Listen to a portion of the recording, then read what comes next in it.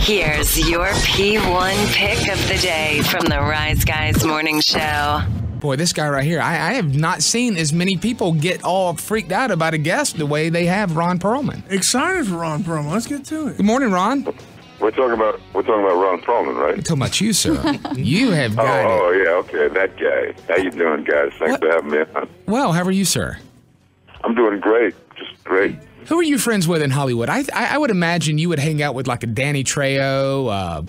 I mean, who is someone that is a real friend? Not someone you're in a movie with or whatever you see at award shows or what have you, but somebody you really hang out with that is, a like-minded thespian in Hollywood. I don't hang out with a whole lot of actors, strangely enough. I love Danny. Danny, I consider a real friend. Emilio Rivera, I consider a real friend. Yeah. Some of the guys from Sons, I consider real friends. But most of my friends are, out of the business. I just find that I don't know what it is. It's hard to analyze, but that's the way it goes. I don't like hanging out with radio people. I know what you mean. I like to I talk enough every day. When I hang out with people, I want to hear about them. I don't want to talk about this. So that could maybe be the same thing. You have enough of it at the lot, you leave it at the lot, and then be done with it. Well, I'm very involved in the business, and I'm a workaholic. I'm always working. So when I chill, I wanted to be around a bunch of guys who are just guys, who aren't in the business, and we don't talk about I definitely have actor friends. Don't get me wrong, sure. But I have a lot of people outside the biz that kind of help me charge my battery. Now, how close are you to, say, Guillermo del Toro? Because I know you've worked with him, in like 7 different projects over the years, going back to Kronos? No. Don't get me wrong. Him and me are brothers from another mother. All right. But he is so busy. We've just finished our 5th or 6th project together. Mm-hmm. Book of Life is an animated film that he produced and has his aesthetic stamp on it all over the place. That's an animated film that Fox is putting out on October 17th. So, we just finished. We're just in the middle of doing the press tour for that. I see a lot of them. Not as much as I'd like to because he's so busy, and he's always someplace else. He had to go become one of the biggest directors on earth, right? Yeah, and he's just the greatest guy you're ever going to want to meet and just hang with. He's a guy I could hang with just 24/7. I mean, but he doesn't give off a show busy vibe. He's just like he's this big Mexican dude. They got this kind of wonderful point of view about life, and it's more about living than it is about working. Yeah, and that's important to me. We're speaking with Ron Perlman, of course. From the video games you play to the cartoons your kids watch to the Sons of Anarchy, a new book, Easy Street, The Hard Way. It's a memoir that's actually out in stores. Came out yesterday. Your voice, I probably didn't even have to say who you are. People hear that voice. You do so much voiceover work. In fact, I was just thinking, if I didn't know what you looked like and you called me and said, "Stay away from my daughter," I would be freaking scared out of my mind. Mm-hmm. Like, just that voice. But the question is, would you stay away from my daughter? Yes, sir. Yeah, probably so. Well, there you go. You've done so much. I rest my case. You've done so much voiceover work, from being Bane in the Batman animated series. You were in Mortal Kombat. You've done the Tom Clancy video games, the Halo video games. Do you dress up to do these? Because when I see on TV, they show people, voicing cartoons and all this, they're always dressed up to the nines. But if it were me, wouldn't it be cool if you could tell everybody, "Hey, you remember when you heard me doing Bane or had no pants on? You were naked." Exactly. That would be one of the greatest Hollywood stories. Dude, that's why I do voiceovers, man. You don't have to shave and you don't have to wear pants. That would be You great. can pretty much come as you are, or you were, or you'd like to be.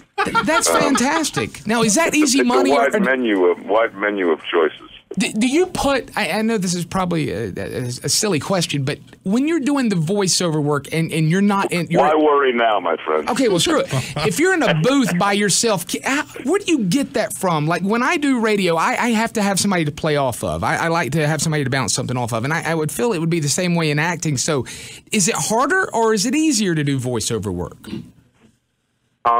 It's fun. I mean, it's fun. You're going for the gusto, like, right away. Right. There's no discussions. There's no rehearsals. Uh-huh. You just get the script. You go in the booth. They would love for you to give a performance on the first take. Sure. And get you the heck out of there so they can get on to, their coffee break or whatever. And that's what I do, man. I just go for the gusto. Yeah. No muss, no fuss. Take your pants off, record a video game. Why not? And, I get all comfy and stuff. I'll leave that to your limited imagination. And Yes. There you go. Do the next one naked. Yeah. I'm telling you, that would be a great Hollywood story. It'd be something I to did the let. last one naked. I Ron, don't remember what that was, but I did it. Sure. I forget. Ron, I'm a huge Suns fan and Kurt Sutter fan as well. And I could talk to you, I feel like, forever just about the show. But I guess basically what I want to know is, did you have complete creative control over the character of Clay, and were you happy with the way his story was told? Clay is completely the creation of Kurt Sutter, as is all things on Sons.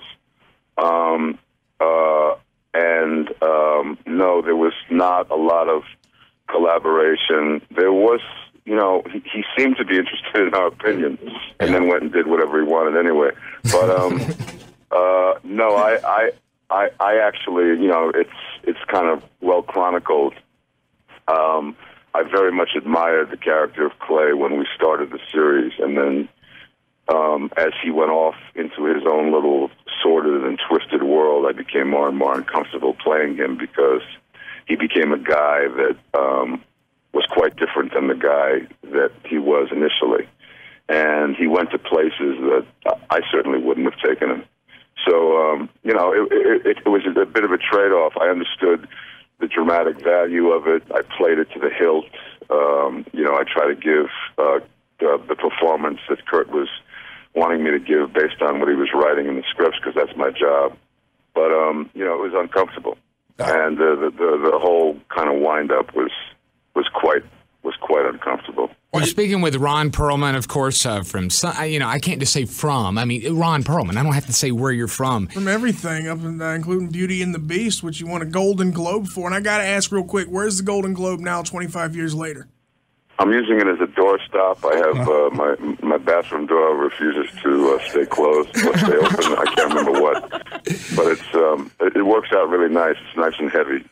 Ron, the book Easy Street: The Hard Way, a memoir. Is this a book that people that just know you from Sons? Is this a book they would find interesting? Is it a book that is going to tell a lot of good Hollywood stories? What are we going to see here? I think, it tells a lot of Hollywood stories. I got a chance to work with Brando. I got a chance to hang with Sinatra and Sammy Davis, who I could actually call a friend. I have a life that spans, professionally, like almost 5 decades. Yeah. And so what the book tries to do is chronicle what it all looked like when I started out, who my heroes were, and where it's at now, and the lack thereof. And why that happened. And so it's a little bit of a look at this trajectory of my personal experiences, along with what I want the next generation of artists to know, to arm themselves in this new, improved, corporatized world of culture that we live in.